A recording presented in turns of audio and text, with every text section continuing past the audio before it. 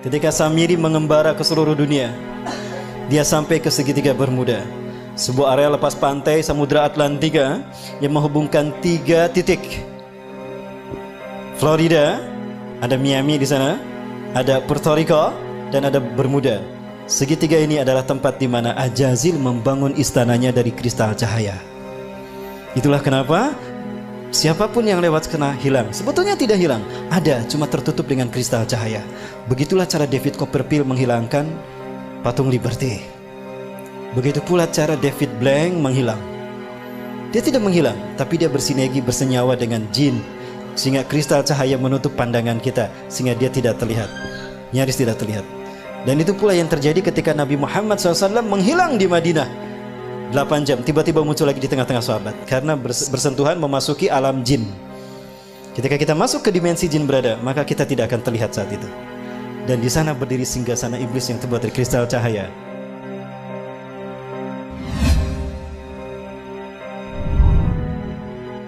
Mereka bergerak menguasai dunia dalam 3 ranah: simbol, ritual, dan arsitektur.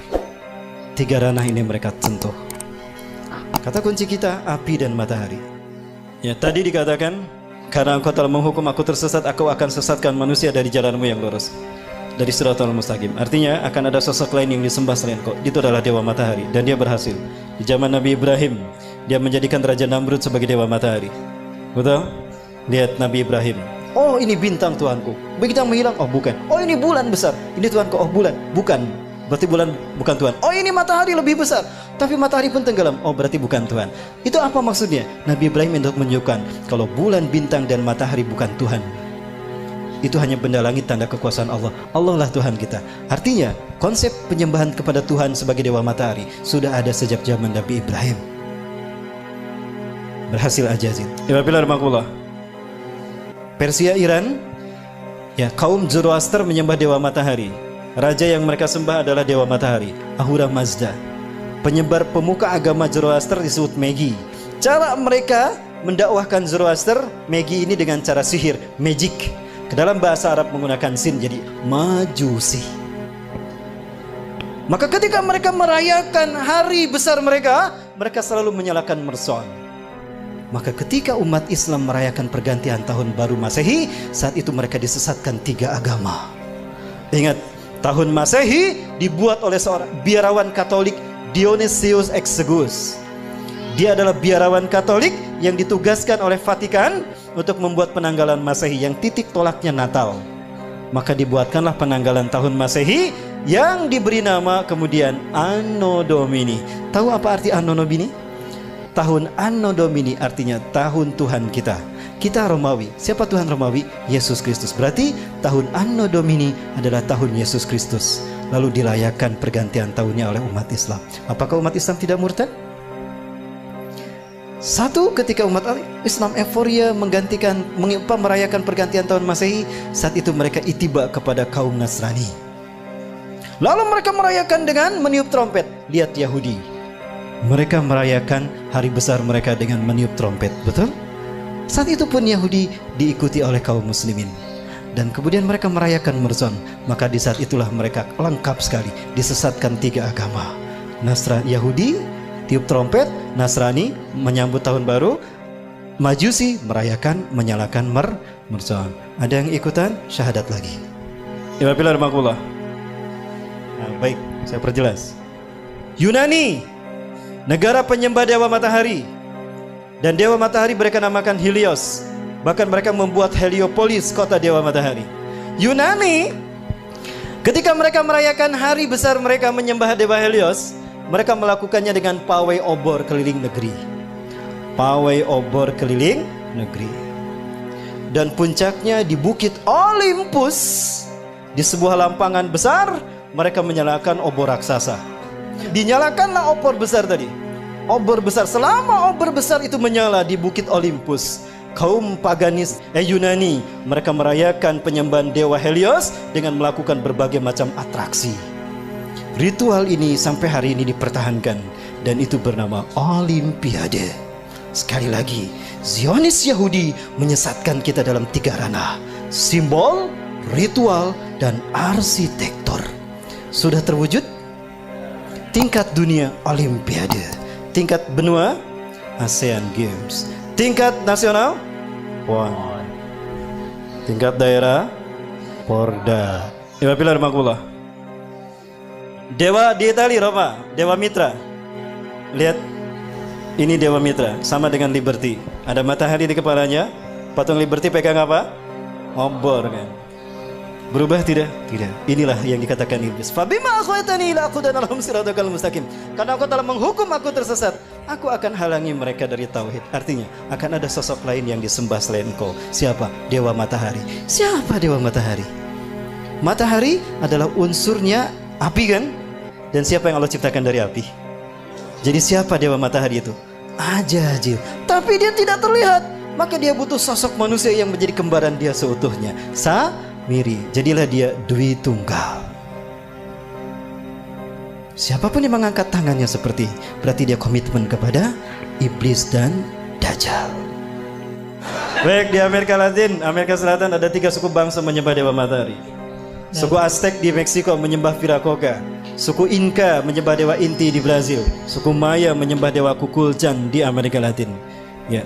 Dan di Mesir ada Horus, Dewa Matahari. Dan Horus selalu digambarkan dengan kepala burung. Kenapa? Ketika Tuhan turun ke bumi selalu menggunakan burung. Dan burung adalah simbol singgasana tinggi. Maka siapapun yang menjadikan burung sebagai simbolnya, maka dia merdeka, akan merdeka abadi. Maka jadilah burung simbol kemerdekaan setiap. Kebetulan atau sesuatu yang sudah direncanakan? Apakah ini hanya begitu saja kebetulan? Bukankah iblis sudah berkata, aku akan sesatkan mereka dari jalanmu yang lurus, dari tauhid. Segitiga satu mata. Ingat? Segitiga digunakan iblis karena dia melihat ke bawah. Dia berada di langit ingin berkuasa di dunia. Ajazil menghadap ke bawah. Samiri pun sama, dia ingin berkuasa sebagaimana Tuhan di langit. Maka segitiganya menghadap ke atas. Keduanya bertemu di segitiga Bermuda. Pertemuan mereka simbolnya seperti apa? Ini simbol mereka. Betul? Dari sinilah filosofi pertemuan iblis dan Dajjal, yang kalau disimbolkan dengan tangan seperti ini. Dan ini angka 11. Dan kembar. Itulah WTC 911. Menggeser nama keberadaan Tuhan. Kecelakaan, kecelakaan, call 911, call 911. Tuhannya hilang. Musibah, musibah, call 911. 911 yang disebut Tuhannya hilang. Keberadaan Tuhan digeser. Yang pertama disebut manusia ketika terjadi musibah kecelakaan. 911. 9 tambah 11 berapa? 11. 9 tambah 1 10. 10 tambah 1 11. Itu simbol pertemuan iblis dan Dajjal yang mengaku maha tinggi. Dan itulah WTC. Dan WTC dihancurkan di titik balik pertama di milenium ketiga. Milenium ketiga itulah yang disebut dengan Y2K. Kepada dunia, dunia latah, bahkan negara Arab termasuk Indonesia, kami siap menyambut Y2K, betul? Di tahun 2000 tuh, we are ready to visit Y2 km. Padahal Y2K syarat berbau muatan ideologis. Y2K bagi orang Kristen adalah singkatan dari Year of the Jesus Kingdom. Dan Y2K bagi Yahudi adalah Year of the Jewish Kingdom. Artinya 1000 tahun terakhir sebelum hari kiamat, itu adalah tahun bagi berdirinya singgasana Tuhan di muka bumi. Cirinya apabila sapi berwarna merah sudah lahir. Sudah lahir belum? Berarti Tuhan yang mereka tunggu-tunggu akan tiba. Allahu Akbar. Sebentar lagi Dajjal sudah muncul. Pilar Makulah. Disinilah iblis dan Dajjal bertemu. Dan mereka membuat kesepakatan. Inilah kesepakatan yang mereka buat.